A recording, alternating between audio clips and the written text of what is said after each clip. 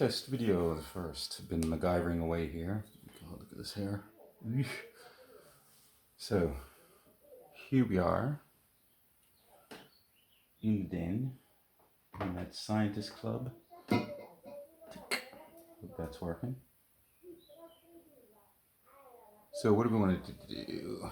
I've been back for a couple of days from vacation, and we're now here in Italy under a restricted movement order. I don't know what you want to call it. Quarantine? No, because so far so good. Viruses in this area, but it's a dicey time. So it's going to give me a lot more time to play with the toys. And I wanted to make a quick introduction. I'm Alec. What we do here is fiddle with gizmos. Now, I've been famous for having these super wavy videos going all over the place, because typically, instead of blowing a whole bunch of money on video gear and stuff like that, it's not my thing. I'm trying really to mass funds to get new gear, new toys, fun stuff. But how about that? As a quick test run, I think this will work fine. I've got this big Benbow thing out, and I don't know if you've ever seen a Benbow. Hold on, this is going to get rough. A Benbow is this funky thing here, which in the macro photography world is a bit of a joke. We used to take these things here and throw them at photography students and say, if you can put that up in 10 seconds, you can start the course. They're mad. They come undone. They do all kinds of weird stuff. This is my typical video thing. And fairly new to YouTube. Working on, see that? Let's fit this back in here. Working on coming up with a workflow that works a bit better, steadier videos, where we can really get into the toys. Now, some of you may have seen this, some of you may have not, but typically I do is work with MIDI stuff. This is on song, and this is now wirelessly talking to all the gear over here. This is more, I don't know, conceptual thing. And what else? Yeah, maybe we should redo this, maybe not, but trying to do these things pretty much off the cuff, which is how I've done it for the last year. About a year ago, we started up a mini mad scientist club. And the idea was I was just starting out learning stuff, and it was really hard going and finding out how the stuff worked and how you could connect a helix to something else, or how you could get things to function really well. Because I had such a hard time finding the information quickly, a channel was born, and as of, I don't know, a couple of weeks ago, we just passed 2,000. That was pretty wild for me. I always thought we'd hit, I don't know, maybe 300 at most. So, yes.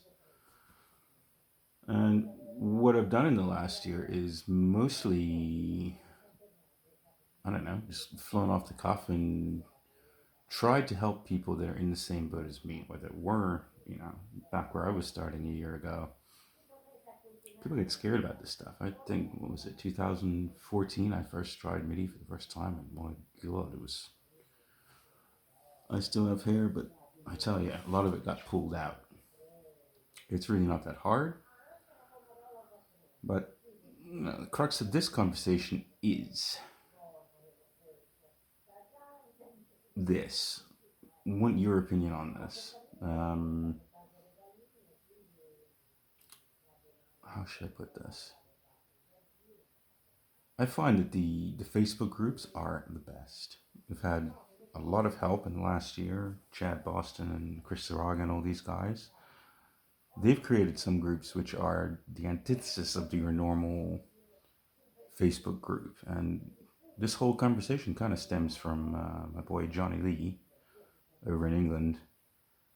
Was having a really bad day yesterday, and I felt bad for the guy. I was just like, a lot of people say on the internet, just tell me it's the internet, it's going to be like that. Well, I would question that strongly. The way I look at it, back when I was doing engineering and building internet stuff and big broadband switches and all this, the idea was, hey, we're going to find a really cool use for this. So I kind of take umbrage with the fact that good people are out there and producing content for free and really doing a lot, and you have this toxicity which exists. I would question the validity of this. I now have four groups on Facebook, and they're peaceful, happy places where people throw down and really do a lot. And whilst the numbers on those are climbing, my main thing is not numbers. I would really just like to see people get together and help one another and be cool. And so far, it's working out really well. And a lot of the other places on the net, it's not like this, and people kind of are running away from it, or we've had discussions of people abandoning Facebook or doing this or that, or I say to hell with that, take it back. A lot of us, I don't know, if you're new to YouTube, I'm certainly new to YouTube, and I've had, I don't know, maybe 2 or 3 snarky comments. It doesn't do a thing to me, water off a duck's back and all that. But if you're out there making content and dedicating time to these things, and that's all you get back, it's not necessary. And it's something that maybe needs to be laid out before I go more into this, before one day I get really pissed off and do a Johnny. He was bummed out yesterday, and that really sucks. So what are your thoughts? Comment below, I hate saying that stuff. The way I see it, this whole internet thing has to work for the users. And the idea that the customer is always right, or that this is a business, or that this is channels where one has to invest tons of money in gear and spend hours and hours and hours developing pristine videos. There's a place for that, yes, but does it have to be that way? I think not. I think the more important thing, big picture wise, is that you have regular Joes all over the world who are looking to do stuff, create stuff, make stuff. And for all of us out there who are doing that, there are YouTubers that are demoing, and I think that's great. I really respect those that do that. But maybe it's time to do a paradigm shift in the way that YouTube works. It doesn't have to be perfection, and it doesn't have to be wow, amazing content, beautiful videos where people are appreciative of it, but it slows down the circulation of ideas to a point. My idea with this whole group was that there's less emphasis on the perfection and there's more emphasis on the interaction. So if you're newly tuning into this channel, know that it's new. Know that it's here for you. Know that a lot of time and effort goes into doing these things, and if people are offering you these things, just be nice. If you're one of these people on the internet that don't know how to do that, well, we will show you. it's possible, and there doesn't have to be toxicity. Solidarity with all of my other YouTube buds out there who are making stuff. Ease them up. Think about what you're writing before you're writing it. If you have comments to make in this channel, know that